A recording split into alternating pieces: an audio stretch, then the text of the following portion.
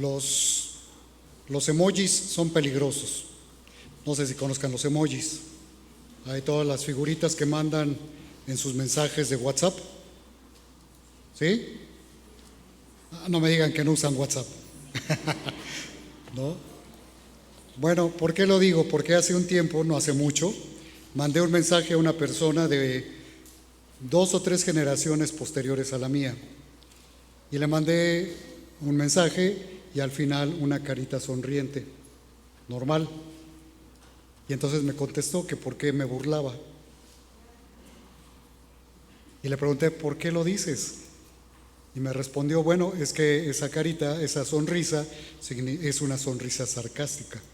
Dije, no, esa sonrisa nació allá en las épocas de los 70s con la cara feliz y es una sonrisa sincera. Pero bueno, por eso digo que los emojis son peligrosos. Tenemos los mismos todos, ¿verdad que sí? Bueno, a menos que hayas comprado un paquete o no sé cómo se tengan distintos emojis. Pero a veces tenemos las mismas palabras, los mismos términos, es decir, el mismo glosario, y hemos obtenido las definiciones de diferente diccionario. Y pienso en esto porque pienso en los temas doctrinales y teológicos, que a veces compartimos ciertos términos idénticos todos los cristianos, algo que yo llamo cristiañol. Tenemos el mismo cristiañol, pero tal pareciera que algunos tienen un diccionario de un lado y otros un diccionario de no sé dónde y un diccionario de más allá, y no terminamos por hablar exactamente el mismo idioma, cuando el único diccionario para cualquier término que utilicemos tiene que provenir directamente de la Biblia. Estamos en una serie en estos días, recordarán, está ahí en sus boletines, salvos por gracia por medio de la fe. Y esta es la tercera predicación, el alcance de la salvación. Y hemos estado contrastando y seguiremos contrastando algunos temas teológicos que tienen que ver con la teología reformada calvinista y con respecto de lo que nosotros creemos que es distinto en la parte soteriológica. Ya el tema de teología ya lo explicó nuestro pastor Rubén hace 2 domingos, y una muy brevísima síntesis es que la teología es el estudio de Dios, su persona y sus obras. Entonces, esa es la teología. Y dentro de la teología hay 9 o 10 áreas distintas, depende del teólogo que haga la división, pero una de ellas es la soteriología, que tiene que ver con la salvación, porque soter, bueno, quiere decir salvador o salvación, y de ahí el estudio de las doctrinas que están en la Biblia respecto de la salvación. Y esa es la parte que estamos ahora estudiando. ¿Qué creemos nosotros? ¿Cuál es nuestra posición soteriológica? ¿Qué creemos respecto de la salvación? Contrastándolo con la teología de la Reforma o los reformados calvinistas. ¿Por qué?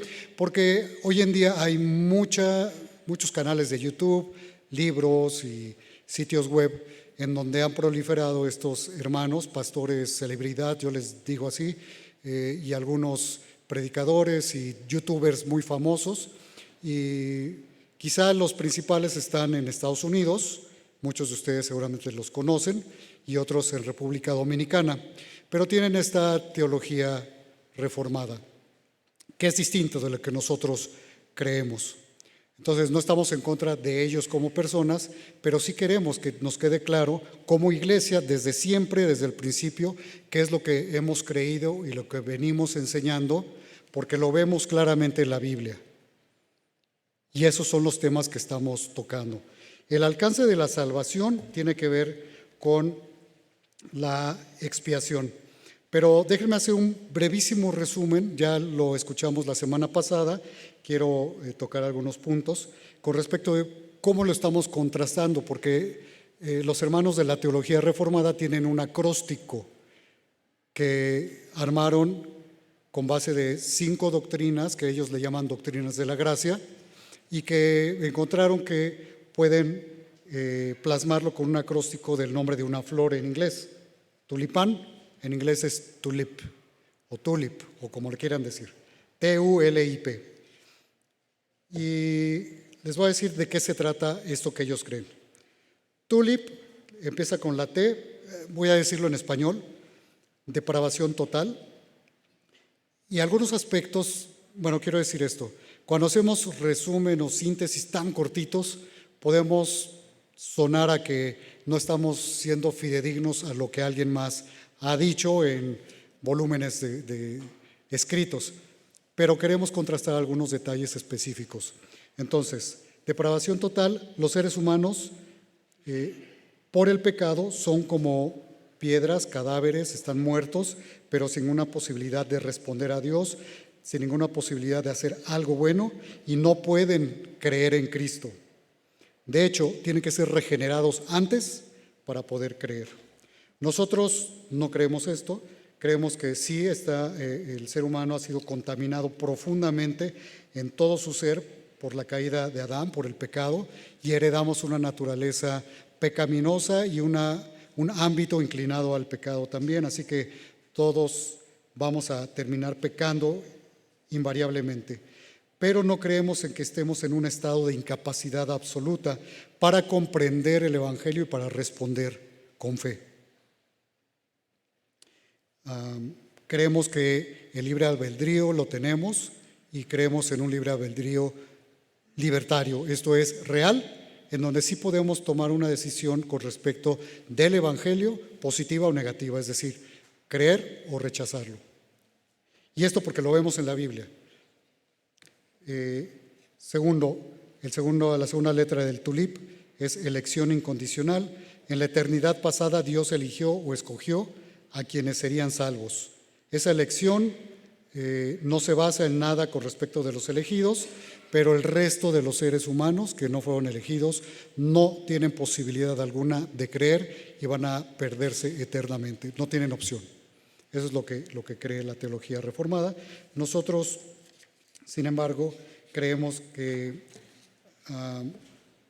Dios elige de manera corporativa e individual para el servicio, y que lo que tiene que ver con la elección, pero respecto de la salvación, tiene que ver con la selección de Dios de su plan eterno para redención del ser humano en Cristo.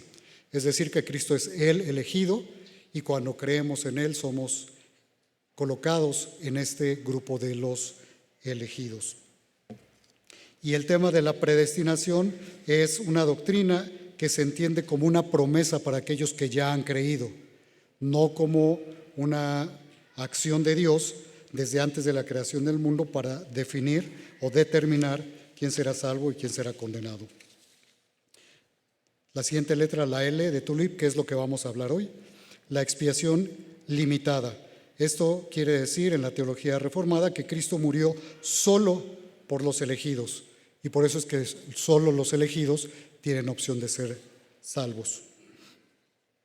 Nosotros creemos en una expiación universal, es decir, ilimitada, y que Dios tenía la intención de proveer el medio de salvación para todos los seres humanos, que envió a su Hijo a morir por todos los seres humanos, pero que solo aquellos que pongan su fe en Cristo pueden hacer suyo o apropiarse el beneficio de la expiación, es decir, ser salvos. La cuarta letra del tulip es gracia irresistible. La teología reformada dice que Dios atrae solamente a los elegidos y estos elegidos no pueden resistir, es decir, no tienen opción, tienen que creer sí o sí. Nosotros creemos que el ofrecimiento de salvación es de manera abierta y genuina, es decir, que el Evangelio es para que todos lo escuchen, porque todos pueden entender y todos pueden decidir si creen o rechazan el mensaje del Evangelio. Tienen esta libertad.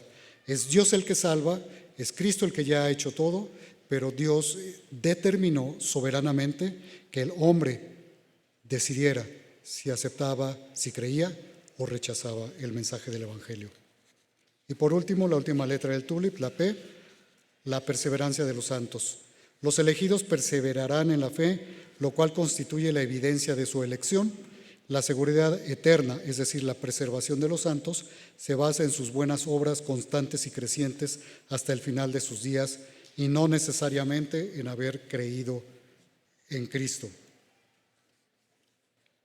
Nosotros creemos en la seguridad de la salvación y en la certidumbre del creyente. Estas tienen como base que Dios nos salva por su gracia por medio de la fe en Cristo. Jesús prometió vida eterna a quienes creyeran en Él, lo que implica que la salvación es definitiva a partir del momento en que creemos en Él. Creemos que nada nos puede separar del amor de Cristo y que Él completará la obra que inició en nosotros. Nuestra seguridad no depende de nuestras buenas obras que vamos a realizar en el futuro, sino en que en el pasado, en nuestra historia, el día y el momento en que creímos, Dios nos justificó. Esa es la seguridad que tenemos, que Dios nos salvó, nos justificó, nos regeneró, nos dio la vida eterna. ¿Por qué? Porque creímos en Cristo. Y esta certeza que tenemos o certidumbre de la salvación es porque le creemos a Dios y a sus promesas. Y podemos ver entonces esto plasmado en nuestras vidas. Ahora, hoy vamos a hablar acerca del alcance de la salvación, que está relacionado con la tercera letra que mencioné, el tulip, y con lo que nosotros creemos como esto, que es el alcance de la expiación o de la salvación. Y quisiera definir esto. En la teología reformada en inglés, y bueno, en inglés hay una palabra que es atonement, que es lo que nosotros hemos traducido como expiación, pero no significa exactamente expiación. Atonement es un término un poco más amplio, que habla de la reconciliación con Dios. Entonces, esta doctrina habla de la obra expiatoria y propiciatoria de Jesús en la cruz a favor nuestro, o en lugar nuestro. ¿Qué es esto? Bueno, la expiación es quitar, remover la culpa. Por eso Cristo vino a morir para pagar en nuestro lugar, y creemos en esta sustitución penal, que Él dio su vida en lugar nuestro para pagar por los pecados que nosotros teníamos que pagar. Y la parte de la propiciación tiene que ver con quitar la ira de Dios, apaciguar la ira de Dios. Entonces es con relación a la ira de Dios que Él hace esta obra al morir en la cruz en nuestro lugar. Por eso es que este término en inglés tiene que ver con esta obra expiatoria y propiciatoria de Cristo en la cruz, en nuestro lugar, a nuestro favor, para reconciliarnos con Dios. Este es lo que tenía como definiciones.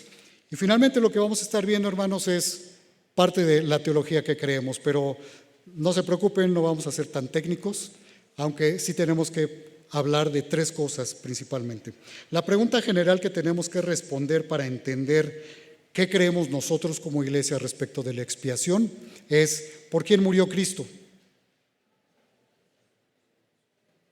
Y sí, todos rápidamente contestamos por nosotros. Y algunos contestarán por los pecadores. Pero la cuestión aquí es, tenemos que afinar esa respuesta, y por eso vamos a hacer tres preguntas que tienen que ver con tres cosas específicas de la expiación, que son la intención, la extensión y la aplicación de la expiación. La primera pregunta que tiene que ver con la intención. ¿Cuál era el propósito de Dios para llevar a cabo en Cristo esta expiación? ¿Cuál era el propósito?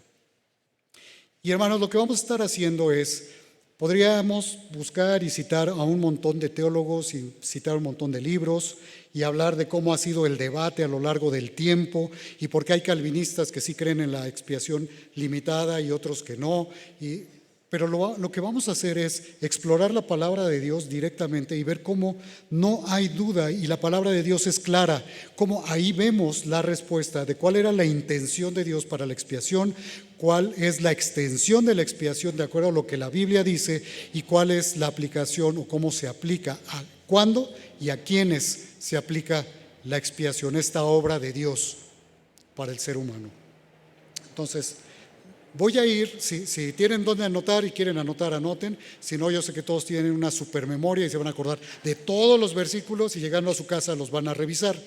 Pero bueno, si pueden conseguir una pluma y un papel, pueden anotarlos. Algunos los voy a leer, son muchos, y otros solamente los voy a mencionar para que si quieren tomar nota. Porque ahí está la respuesta, hermanos. Ahí está la respuesta. Lejos de la lógica y la filosofía, lo que Dios nos habla es lo que tenemos que creer. ¿Cuál es el propósito? Bueno, la intención de la expiación es que Jesús pague por todas las personas porque desea que todos sean salvos.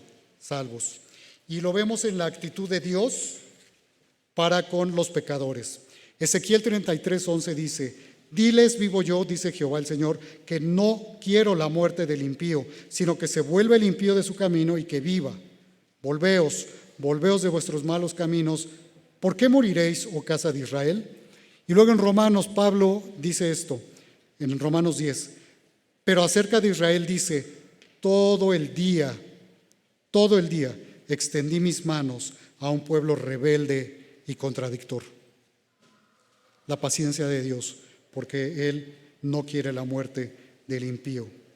Y Pablo en 1 Timoteo 2 nos habla de cómo debemos orar por todos los hombres, todos los gobernantes, todos los hombres, pero luego dice en el versículo 4 del capítulo 2, ahí en 1 Timoteo, el cual, hablando de Dios, quiere que todos los hombres sean salvos y que vengan al conocimiento de la verdad.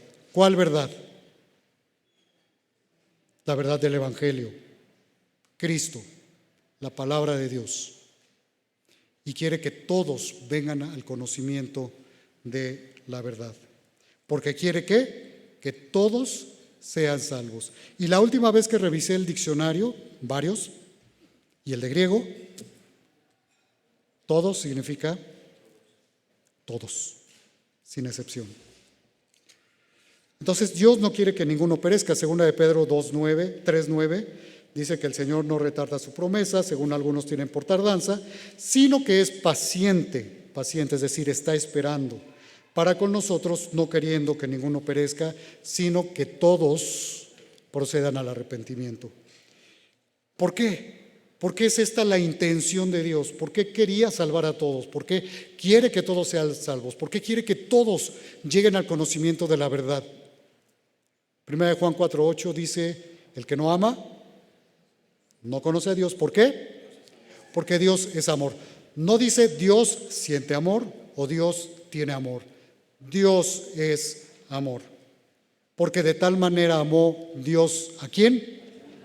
Al mundo, que dio a su único Hijo para que todo aquel que en Él cree no se pierda, mas tenga vida eterna. Dios, por su amor, quiere que todos sean salvos. Esta es la intención de Dios. Y hermanos, déjenme hacer una pausa. Pero si al final de todo esto que vemos hoy, solo se te quedan 4 frases, me gustaría que las recordaras, porque con estas 4 frases después puedes ir a la palabra de Dios y ver que eso es lo que dice, porque es lo que creemos y es lo que vamos a estar estudiando en esta tarde. El Evangelio es para todos por causa del amor de Dios. Y tomé esta palabra amor para hacer un acróstico. Son 4 palabras: amor, muerte, ofrecimiento y rescate. Dios ama a todas las personas y quiere que todos sean salvos.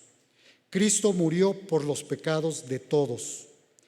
El ofrecimiento de salvación es para todas las personas y todos pueden ser rescatados y ser salvados para siempre si creen en Cristo. Si esta es la intención de Dios con respecto a la expiación, a la obra de Cristo, esta obra expiatoria y propiciatoria en la cruz, ahora vamos a ver qué dice la Biblia respecto de por los pecados de quién murió Cristo. Esta es la extensión de la expiación. ¿Por los pecados de quién? Ya vimos cuál era el propósito de Dios para esta obra de Cristo. Ahora, ¿por quién? ¿Por los pecados de quién? Y esto es bien importante que lo tengamos en cuenta, hermanos, porque de repente de la teología reformada, de los calvinistas y otros hermanos, de pronto dicen, bueno, sí, Dios envió a Cristo a morir por los pecadores. Pero si les preguntas directamente o lees un poco más en los escritos que nos encontramos en internet y en algunos libros, habla de los pecadores que han sido elegidos. Pero entonces se regresa a lo mismo que yo mencioné hace rato, solamente los elegidos. Y no es lo que la Biblia dice. Y por eso quiero que veamos en la palabra de Dios por quiénes murió Cristo, por los pecados de quiénes murió. La Biblia dice que Jesús, primero, murió por un grupo específico. Y vamos a verlo. En primer lugar, Mateo 1:21 dice, y dará a luz un hijo y llamará su nombre Jesús, porque él salvará a su pueblo de sus pecados. Jesús vino a morir por su pueblo. ¿Sí? Es lo que dice. Efesios 5:25 dice, maridos, amad a vuestras mujeres, así como Cristo amó a la iglesia y se entregó a sí mismo por ella. Y Hechos 20:28 dice, por tanto, mirad por vosotros y por todo el rebaño en que el Espíritu Santo os ha puesto por obispos para apacentar la iglesia del Señor, la cual Él ganó por su propia sangre. Sí, dice que Jesús murió por su iglesia. Ahora, bajo la perspectiva reformada calvinista, Cristo solo murió por su pueblo, por su iglesia, por sus ovejas. Por eso la L de Limited Atonement o expiación limitada. ¿Por qué? Porque ellos dicen solamente murió por ese grupo, por los elegidos. Ahora, estos versículos, hermanos, tenemos que ver qué es lo que dicen. Y hay otros pasajes, pero ¿qué es lo que sí dicen? Que Jesús murió ¿por quién?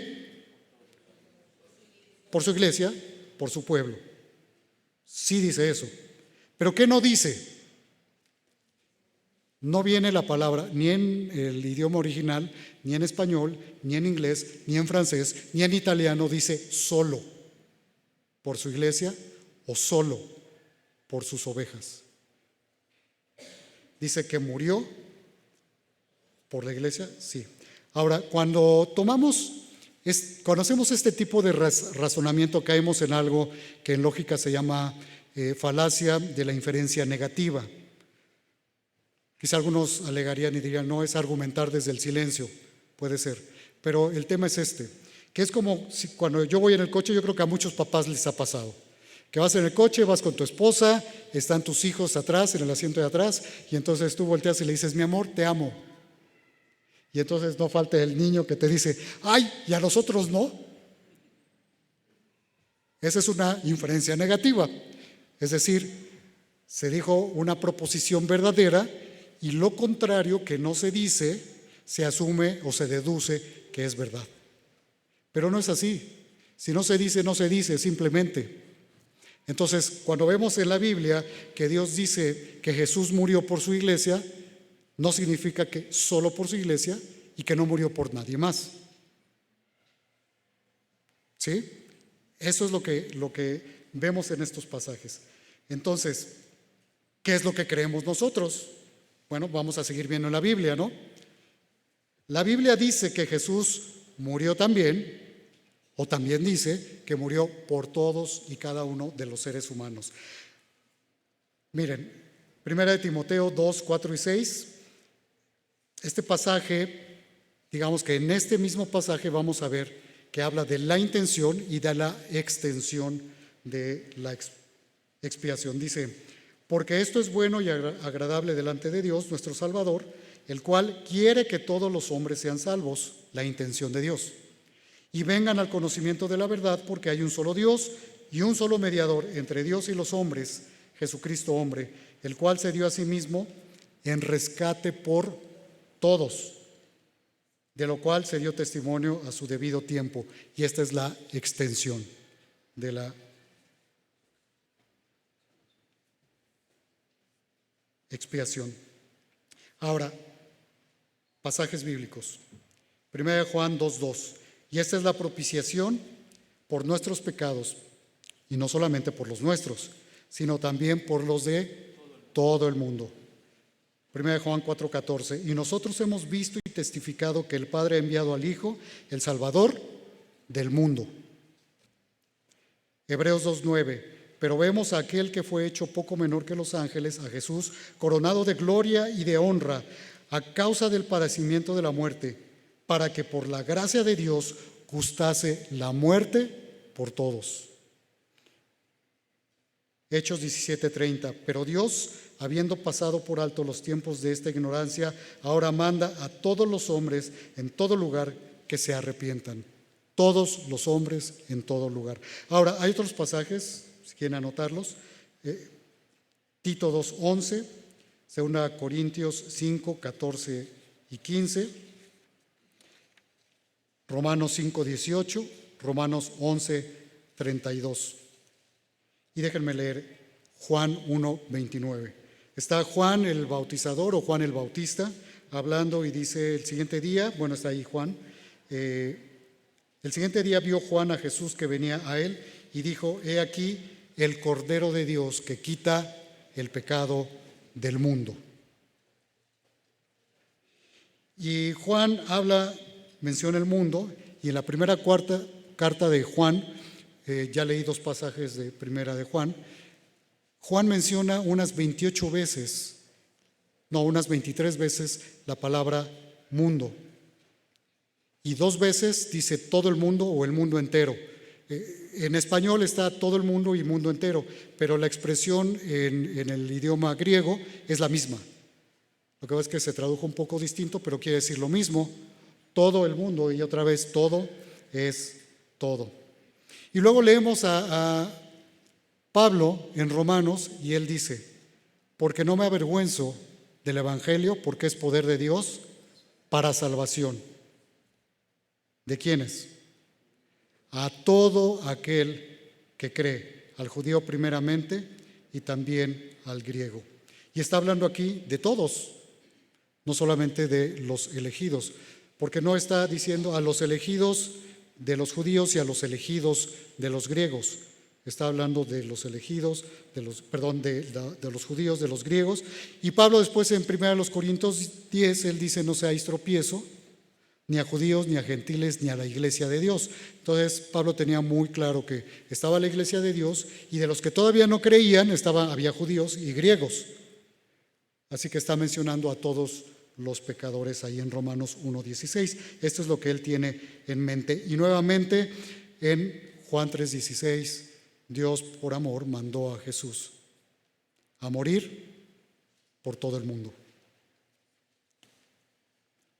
Y algo que a veces no consideramos, y es un pasaje que a veces decimos, es que este es muy difícil de entender. Y yo he leído muchas exégesis por ahí que se hacen de este pasaje, pero me parece que a final de cuentas, cuando vamos entendiendo cuál era la intención de Dios en cuanto a la expiación y cuál es la extensión que Dios nos muestra en su palabra con estos pasajes y otros más respecto de que Cristo vino a morir por todos, nos queda muy claro. Me estoy refiriendo a 2 de Pedro 2:1.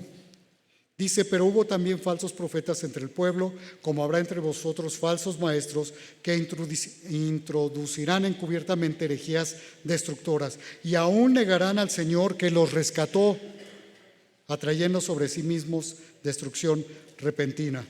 Y bueno, la mayoría de los intérpretes comentaristas están de acuerdo en que Pablo está hablando aquí de gente que no es cristiana, que van rumbo a la condenación eterna, pero está diciendo que niegan al Señor que los rescató. Y esta palabra rescató es una palabra en griego, es agorazo, que es la misma que también se utiliza en 1 Corintios 6:20. Escuchen lo que dice, porque habéis sido, agorazo, comprados por precio, glorificad pues a Dios en vuestro cuerpo y en vuestro espíritu, los cuales son de Dios. Y aquí Pablo le está hablando a los cristianos y les está diciendo, a ustedes los compró, los redimió Cristo. Y está hablando de los falsos maestros y está diciendo, van a negar al maestro que los rescató, que los compró, que pagó por ellos. Entonces, cuando vemos todo esto, hermanos, vemos que todos quiere decir todos. En la teología reformada calvinista, para hacer el contraste, constantemente veo que se habla de que todo significa todos los que están en el grupo de elegidos, o mundo, el mundo de los elegidos, o cualquiera de los elegidos. Pero no hay un solo pasaje en la Biblia que enseñe claramente que mundo significa el mundo de los elegidos, de ese segmento solamente. No hay. Y sin embargo, sí hay pasajes que claramente vemos que habla de todos los seres humanos. Y eso es lo que nosotros entendemos y creemos.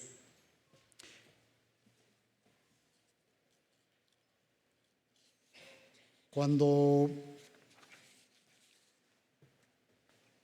hablamos de esta expiación ilimitada o universal, a veces somos acusados, hermanos. Nosotros, bueno, a lo mejor ustedes nunca los han acusado, ¿no?, de esto, pero a los que creen esto de la expiación ilimitada, a veces se les acusa de ser universalistas. El universalismo es una herejía que dice que como Cristo murió por todos, entonces todos son salvos inmediatamente. En el momento en que Cristo murió en la cruz, todos fueron rescatados y salvados, y entonces todos van al cielo. No hay infierno y nadie va a pagar por sus pecados. Eso es universalismo, pero eso no es lo que nosotros creemos. Cuidado, nosotros no creemos eso, aunque sí se nos llega a decir que somos los que creemos en esto. Es como si, bueno, el universalismo es como si dijéramos que Jesús murió por todos y entonces todos instantáneamente son perdonados, regenerados y salvados desde ese momento en la cruz. Ahora, ¿por qué sucede esto, hermanos? ¿Por qué creen esto? ¿Por qué hay unos que sí creen esto? ¿Y por qué se nos acusa de esto? ¿Y por qué se tiene que creer entonces en una expiación limitada?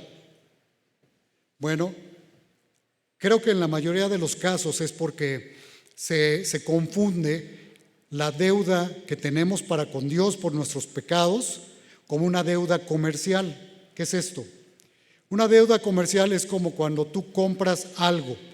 Y poner un ejemplo en la mañana. Imagínate que vas a comer a un restaurante y te levantas. No sé si alguno de ustedes lo ha intentado o se ha equivocado y se ha levantado y se le ha olvidado pagar. Entonces empiezas a caminar a la salida y te dejan salir.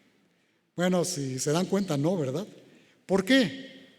Porque tienes una deuda comercial. ¿Cuál es esta deuda? Que tienes que pagar el precio de los alimentos que consumiste.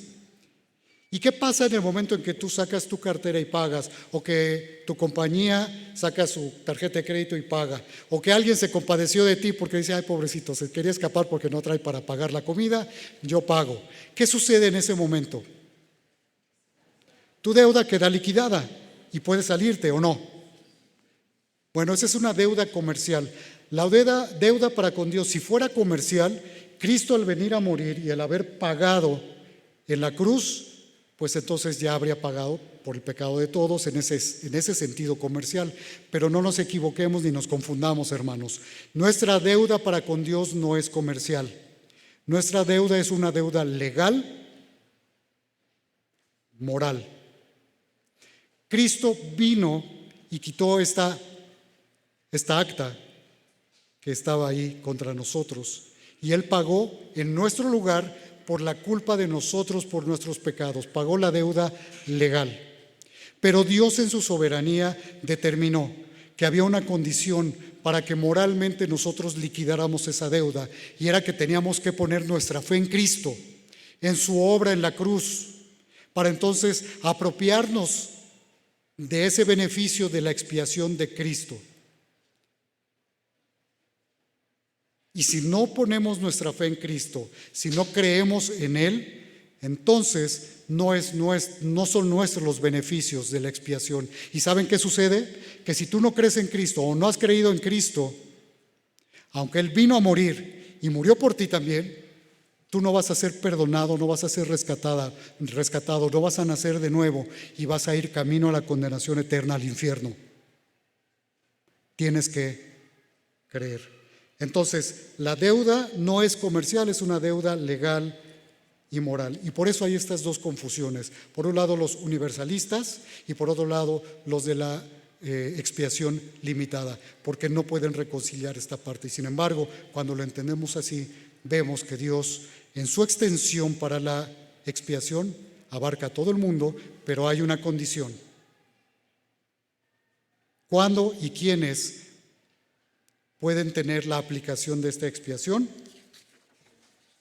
Todos aquellos que crean. ¿Y cuando se aplica? En el momento en que ponemos nuestra fe en Cristo.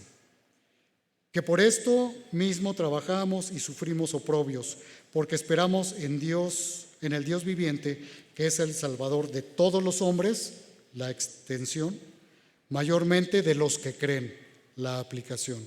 Esto está en 1 Timoteo 4:10.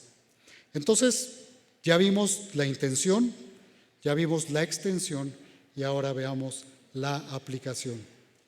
¿Qué dice la Biblia respecto de cómo y cuándo y para quiénes se aplica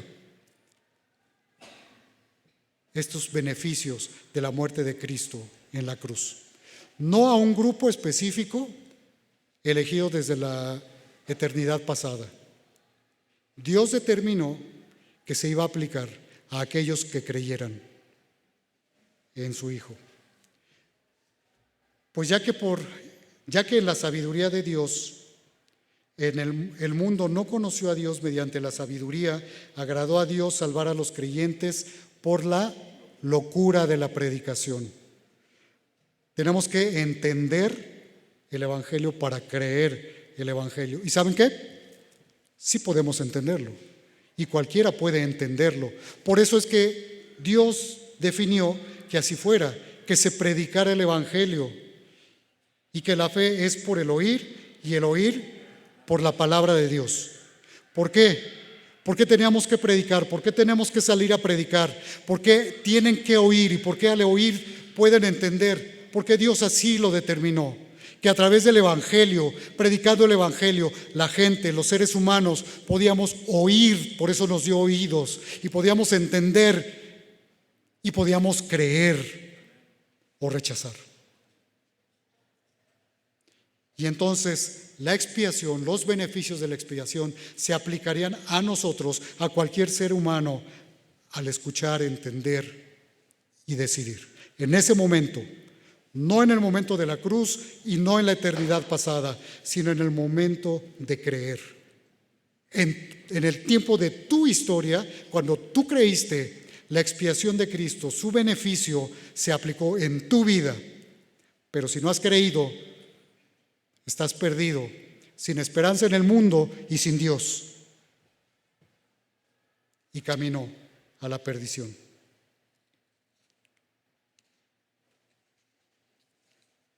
Hermanos, y solo una aclaración, porque oímos mucho, y si eres de los que están ahí en YouTube y viendo todos estos canales que mencioné al principio, seguramente has oído que se habla que tienes que ser regenerado previamente para entonces creer, porque si no, creer es una obra, pero no es lo que la Biblia dice. Dice que tenemos que creer para tener vida eterna. Y por eso cuando leemos ahí en Efesios 2, 8 y 9 dice: porque por gracia sois salvos por medios de la fe, y esto no de vosotros, pues es don de Dios, no por obras, para que nadie se gloríe. La fe, dice en Romanos 3, Romanos 4, lean los completos, y van a ver ahí que dice que la fe es contraria a la ley de las obras. Eso es lo que dice. Es decir, la fe, creer, no es una obra. Sí es un acto, es una acción, pero no es una obra. Y además es lo que Dios determinó que sería la condición para que nosotros viniéramos a los pies de Cristo, pusiéramos nuestra fe en Él entonces para ser salvos. Tenemos entonces que creer. Juan 3:16 lo dice, ya lo leímos. Todo aquel que cree. Juan 3:36, tantito más adelante, dice: el que cree en el Hijo tiene vida eterna. Primero creemos para tener vida eterna. Eso es lo que dice la Biblia y es lo que dijo Jesús.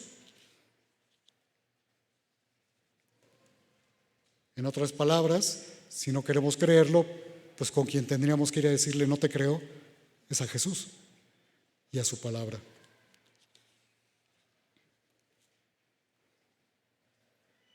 Otros versículos en donde dice que tenemos que creer, si los quieren anotar: Romanos 1:16, Romanos 10:9, Efesios 1:13, Efesios 2:8 y 9, ya lo mencioné, Juan 5:24, Hechos 10:43, Romanos 3:23 al 25. Y entonces, hermanos, cuando nosotros creemos, dice la Biblia que somos bautizados. Dice en Gálatas 3:27, bautizados en Cristo, porque todos los que habéis sido bautizados en Cristo, esto es cuando hemos creído en Él, de Cristo estáis revestidos. Y este es el momento en que somos puestos, hermanos, en Cristo, en unión con Cristo. Y por eso en Efesios 1 leemos tantas veces que menciona que estamos en Cristo y que hemos sido elegidos en Cristo. Cristo es el elegido desde antes de la fundación del mundo. Y entonces cuando nosotros creemos en Cristo, somos puestos en unión con Cristo, en Cristo. Y ahora estamos en el elegido y somos del grupo de los elegidos. Cuando creemos, en ese momento pasamos a ser de los elegidos. Y esto de que Jesús es el elegido de Dios, el escogido, está en Isaías 42:1. Cuando tengan oportunidad, busquen y lean el pasaje, hermanos. Y Pablo dice en Romanos 16:7, manda saludar a Andrónico y a Junias, sus parientes y sus compañeros de prisiones. Dice, los cuales son muy estimados entre los apóstoles, que también fueron antes de mí en Cristo. Entonces, Pablo, no tenemos duda, él estaba en Cristo, pero él dice, Andrónico y Junias estaban en Cristo antes que yo.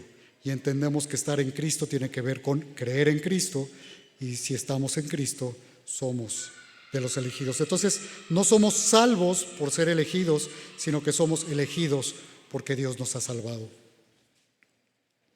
Y hermanos, esto respecto a la aplicación de la expiación de Cristo. Y hay objeciones, sí hay objeciones con respecto de esto que es la expiación ilimitada. Sí hay muchas objeciones, algunas de ellas. Y podría mencionar por lo menos 5 ahorita, aquí las tengo documentadas, pero por tiempo no lo voy a hacer, voy a mencionar 2. Sin embargo, lo que yo quiero invitarlos, hermanos, es que estas respuestas están en la palabra de Dios, respuestas a estas objeciones.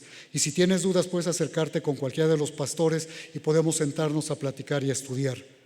Porque sí es cierto, parte de lo que mencionaba nuestro pastor Rubén hace 2 domingos es que todas estas enseñanzas y el bombardeo de enseñanzas que ha habido en internet llegan a causar confusión en algunos cristianos. Pero mira, una de las objeciones es que si Cristo ya pagó por los pecados, entonces sería injusto que Dios demandara un segundo pago, porque aquellos que se pierden, que se van al infierno, van a pagar por algo que ya pagó Cristo. Esto ya lo respondí, esta objeción ya la respondí hace rato, con el tema de la deuda comercial y la deuda moral legal. Entonces, esa es la respuesta que tenemos y lo vemos con lo que ya hemos ido estudiando en la palabra de Dios respecto de la expiación. Otra objeción es que si los pecados de todas las personas fueron pagados, entonces nadie se va a perder. Y esto conduce al universalismo. Ya lo mencioné, también ya está respondido desde las Escrituras. No creemos esto y esta objeción se responde, digamos, fácilmente al explorar, escudriñar la palabra de Dios, como ya lo hemos venido haciendo. Así que esta acusación y estas objeciones, pues las podemos responder desde la palabra de Dios. Hay varios peligros para los creyentes y aún para los no creyentes si creemos en la expiación limitada. Quiero mencionar 2. La primera es, si creemos en la expiación limitada, no hay un ofrecimiento real de salvación. ¿Por qué? Porque si Cristo solamente murió por los elegidos, y si hay un grupo de elegidos y todos los demás han sido ignorados o seleccionados para la perdición, que para el caso o de facto es lo que sucede, entonces no puedo yo ofrecer realmente, honestamente, sinceramente a alguien que sé que no ha creído en Cristo. No le podría decir: cree en Cristo porque Dios te ama y Cristo murió por ti, porque no sé, no puedo hacerlo. Y sin embargo nosotros salimos a predicar con la convicción, ¿verdad, Pastor Ramsés?, de que Cristo murió por todos y entonces todos tienen la oportunidad de creer. Y el ofrecimiento de salvación es real, es legítimo para cualquiera, porque cualquiera entonces puede escuchar el Evangelio, creer y ser salvo. De otra manera tendríamos que decir cosas extrañas, como si hay personas que lo hacen porque no pueden creer esto. Y dicen, pues no puedo decirte, bueno, si crees, eres de los elegidos, si no, pues Dios no te ama. Jay Adams, un escritor, consejero, ha escrito en alguno de sus libros de consejería, porque él tiene esta teología reformada calvinista, él ha escrito que no puedes decirle a un aconsejado, si no es cristiano, no le puedes decir: no te preocupes, Dios te ama, Cristo murió por ti, puedes ser salvo. Dice: aconséjalo, y si es el de los elegidos, se va a convertir un día.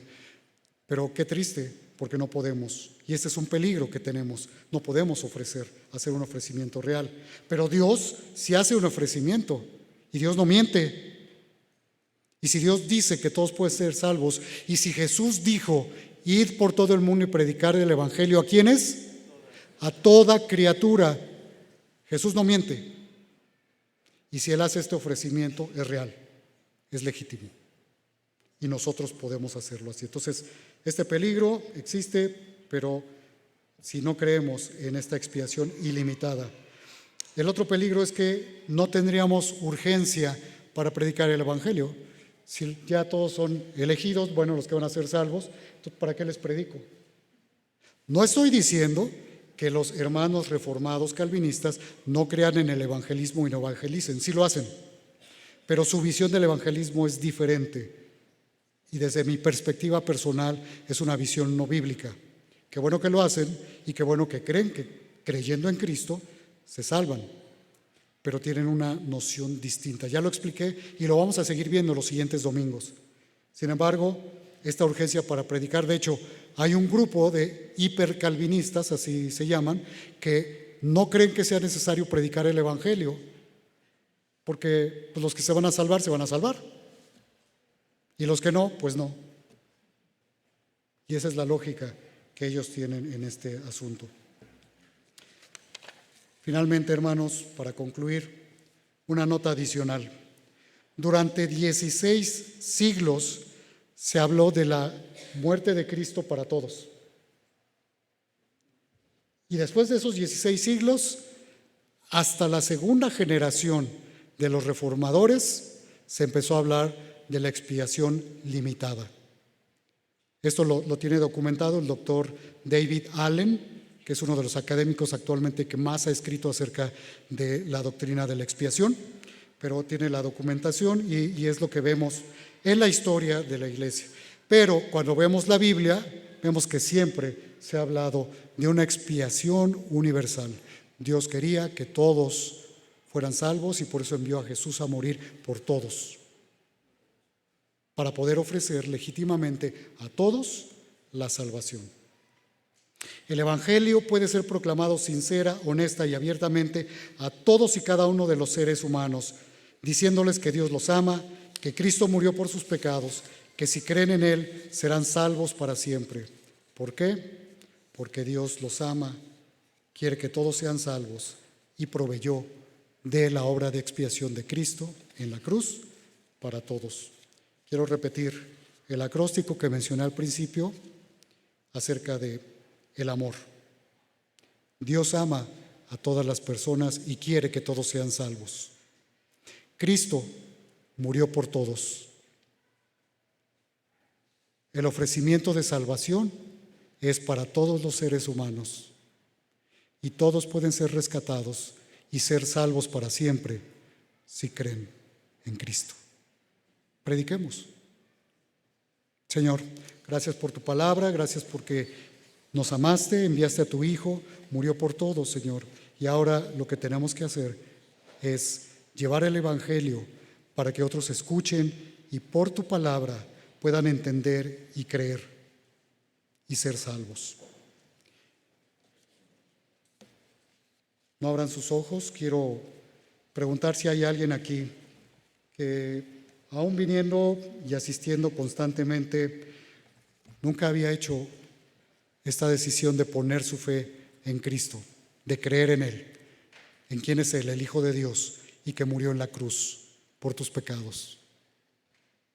Si hay alguien que no lo ha hecho y quisiera hacerlo hoy, en este momento, les voy a pedir que lo hagan, por favor. Que levanten su mano. Dios te bendiga.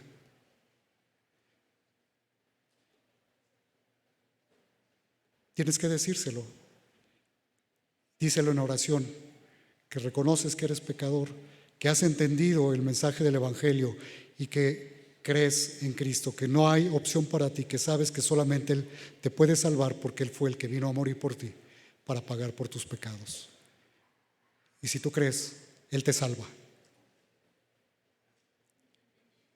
Señor, gracias por esta tarde, gracias por tu palabra y porque no tenemos que recurrir a nada más que a tu palabra para entender que tú nos amas, que tú nos salvas a través de tu obra de redención. Gracias por Cristo, porque lo enviaste. Y gracias porque podemos tener el privilegio de proclamar este mensaje a aquellos que desesperadamente te necesitan, que necesitan a Cristo, que necesitan ser salvados. Gracias porque también para ellos hay esperanza. Gracias, Señor. En Cristo Jesús. Amén. Dios les bendiga, hermano.